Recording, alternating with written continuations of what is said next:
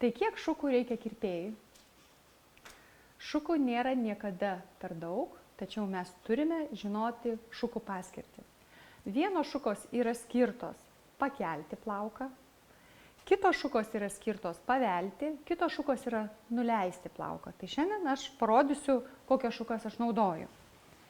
Kirpimui, kai šuo išmaudytas, pakelti kailį reikalingos šukos, kurios labai lengvai įlenda, gerai apdirbti dantukai ir jos lengvai praslysta. Taip mes keliam kailį ir tada lengva yra kirpti. Toliau yra šukos, kurios yra tankesnės, jos suskaldo plauko kaukštelį į tankesnias sruogeles.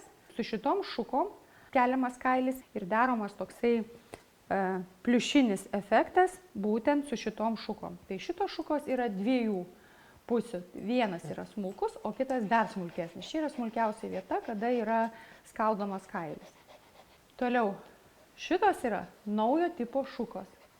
Jos yra skirtos kaip ir iššukuoti plauką ir povilnę, tačiau jų labai svarbi funkcija yra, kai ilgas kailis, yra pavelti. Pavelti ir išlaikyti didesnio tūrio kailio efektą, volume. Tai šitoj vietoj labai naudoja šitas šukas visi terjeristai, visi šnauceristai, nes lygiai taip pat galima pavelti ūsus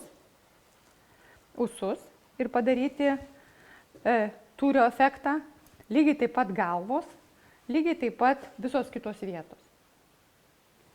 Toliau aš labai mėgstu šukutes būtent daryti higienai ir apspręsti, jos man yra labai geros, apspręsti, kiek reikia naudoti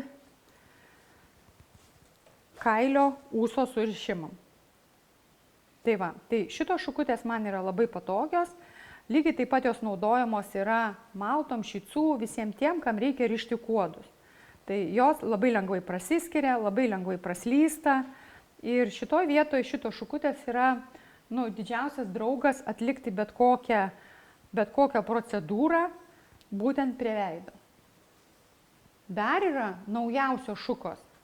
Tai yra top knopo šukos, kokios buvo, kurios yra prie veido, bet lygiai taip pat jos atlieka vėlimo funkciją. Realiai su tokia vėlimo funkcija nereikia nei papildomų medžiagų pakietinti, tai yra kai lakai naudojami, pudros. Šitos šukos duoda tokį 3D efektą. Tai aš žinau, kad šitų šukų laukia labai terjeristai, šnauceristai ir pudelistai, nes šitos šukos išsprendžia labai daug klausimų.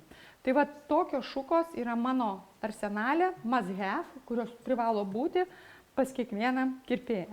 Žinoma, šukų yra visokių, didesnių, mažesnių, bet aš su tokiu penketuku puikiai apsikerpu savo šunis ir man pilnai užtenka šitų šukų.